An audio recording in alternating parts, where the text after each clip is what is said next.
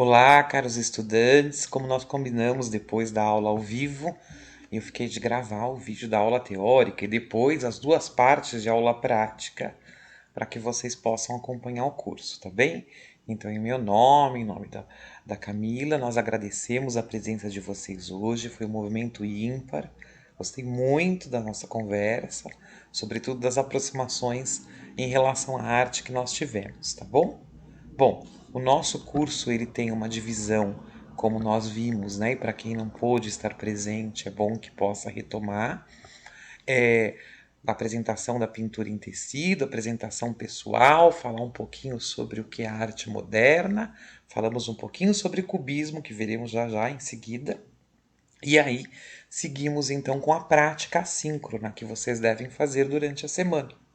Há um concurso, quem assistiu o vídeo da aula prática até o final conseguirá saber que concurso é esse e o que está em jogo desse do it yourself, do faça você mesmo, tá bem? Mas tem um presente bastante interessante para quem participar ali depois da nossa eleição de maneira voluntária sempre, tá? Democrática e voluntária. Bom, nossa segunda aula também será sobre pintura em tecido, e aí aprofundando um pouquinho num artista brasileiro que é o Cândido Portinari, né? Suas viagens pelo Brasil, depois a sua volta à Europa, o seu resgate à memória, à infância, ao lugar e daí por diante. Claro que já tem material aqui para a gente conhecer um pouquinho de Portinari. Daqui a pouco chegamos lá.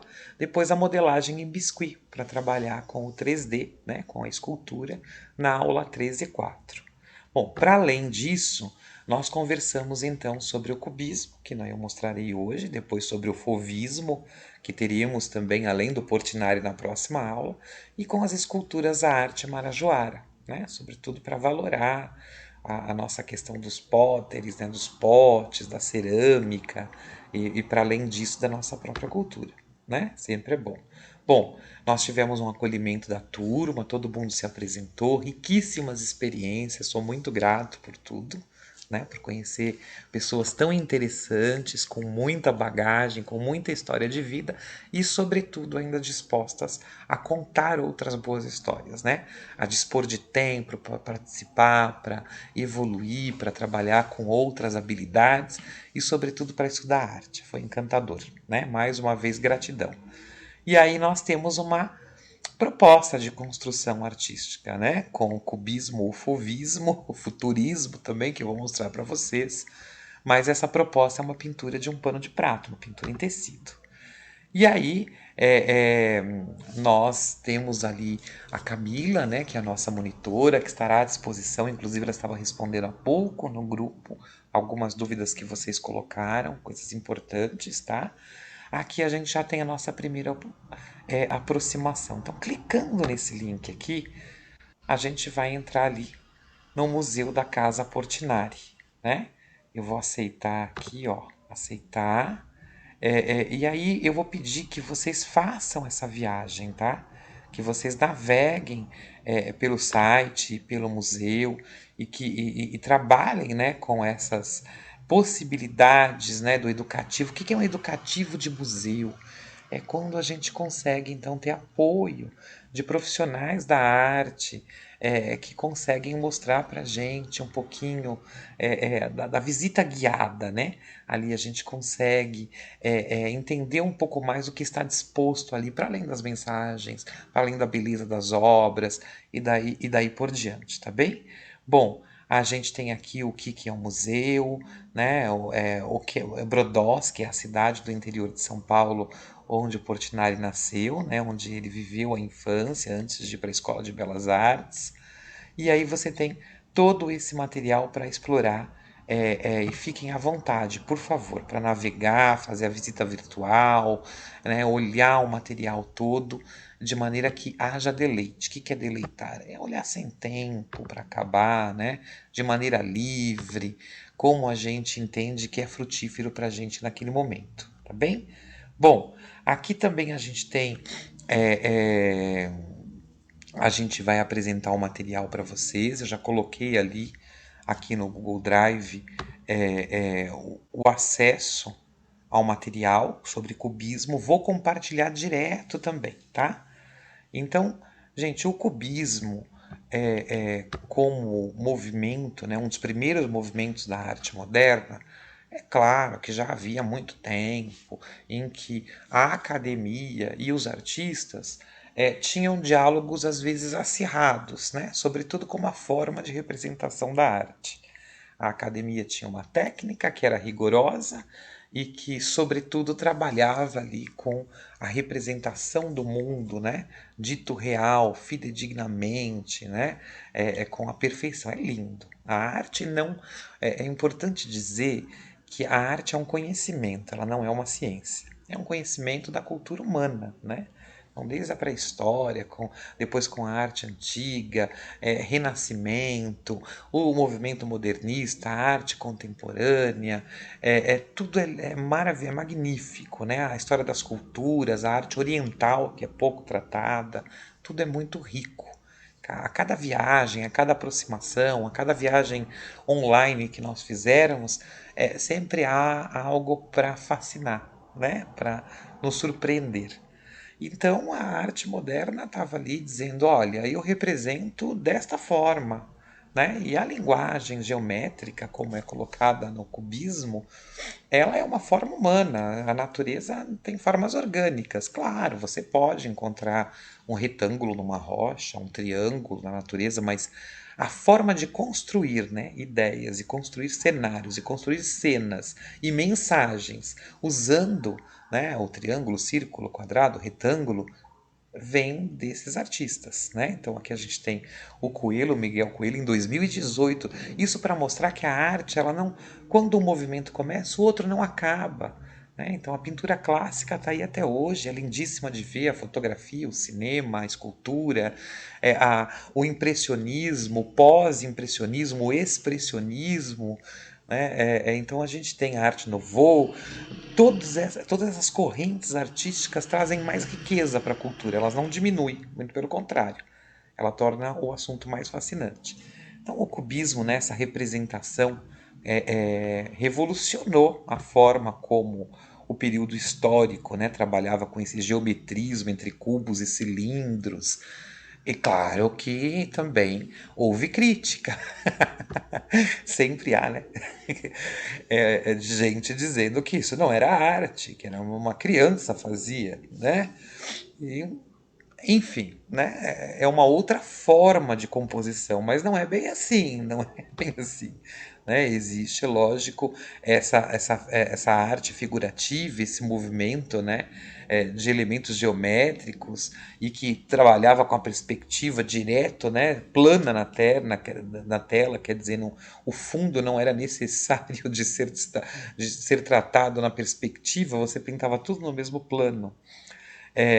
Isso, lógico, que gerou crítica, mas também dificuldade, né, dos artistas. Nós vimos aqui as Damas de Avignon, quer dizer, do Picasso, e aqui tem uma crítica social, no meu entendimento. E aí nós falamos da triangulação, né? No primeiro momento a gente vai dizer o que a gente acha da obra. Esse é um direito da gente. Quando eu vou ao museu, quando eu faço um passeio, o meu primeiro momento é dizer o que eu penso sobre esta obra.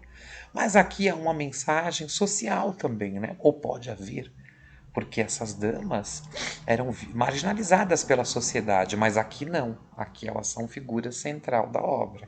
Ao mesmo tempo, por se tratar de uma obra cubista, eu não consigo dizer quem são exatamente. São personagens desse lugar, né?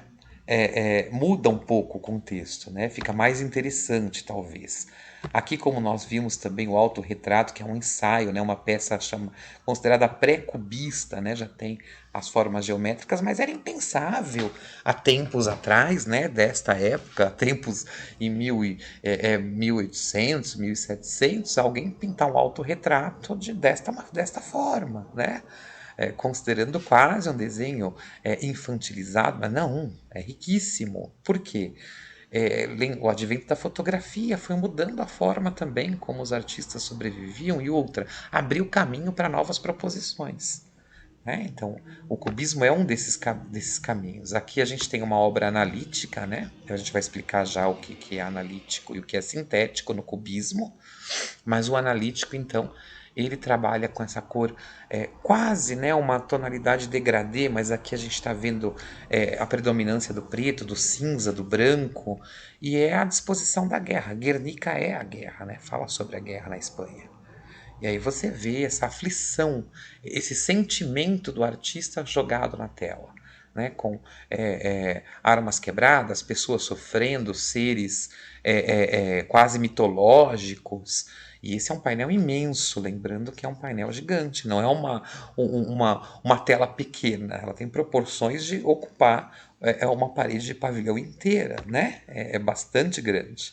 Aqui a gente já tem o Arlequim, e aí sim ele é sintético, né? Já mais colorido, de leitura rápida, mas usando esse geometrismo e essa disposição do plano, né, único. Né? Tá tudo no mesmo plano, tá tudo ali em 2D.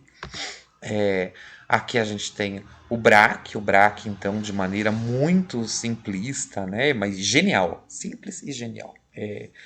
O trabalho com as cores e a representação dessas cabanas, né, dessas maisons na selva, né, ou nessa instância.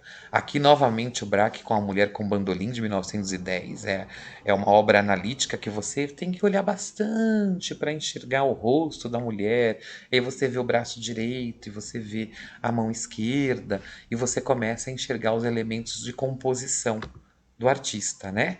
Aqui novamente o Braque com colagem, né? Também aqui já, né? Quer dizer, lá era analítico, aqui a gente está falando então um pouquinho do sintético, mas com colagem, né? Aqui o violão e o cachimbo, né? Muito interessante, é lindíssima a obra. Bom, aí o que diz, né? O Cézanne foi uma inspiração grande pro cubismo, né? Mas o Picasso ele diz assim sobre esse movimento: não devemos ter medo de invejar, de inventar seja o que for. Desculpa o invejar, não tem nada a ver. É inventar seja o que for. Então é um experimento.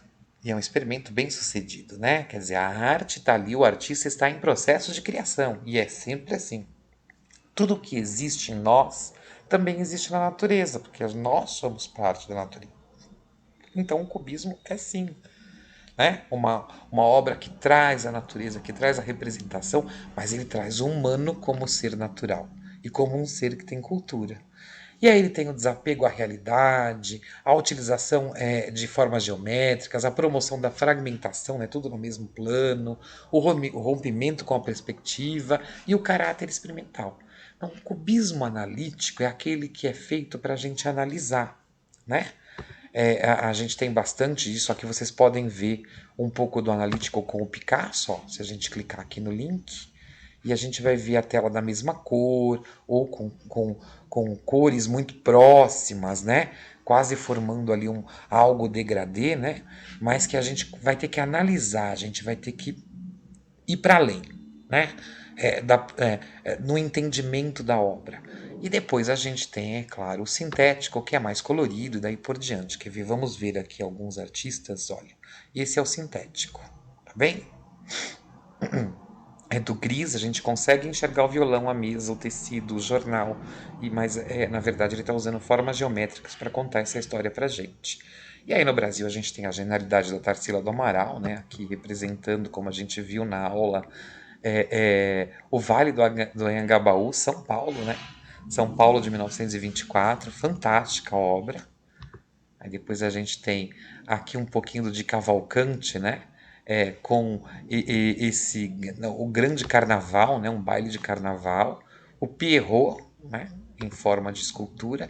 E aqui uma coisa mais analítica, que é a mulher caminhando com essa chave aí, com esse segredo no meio. Bom, o que é preciso para estudar um pouco mais de cubismo, né, para vocês conhecerem? É pesquisar. Então eu quero que vocês entrem na internet, vocês pesquisem sobre cubismo, que vocês conheçam artistas cubistas como a Tarsila, a gente viu a Anita Mafalti, o próprio Lazar Segal, artistas internacionais, e tragam para a próxima aula um pouquinho mais sobre cubismo para a gente discutir isso junto. Tá bem?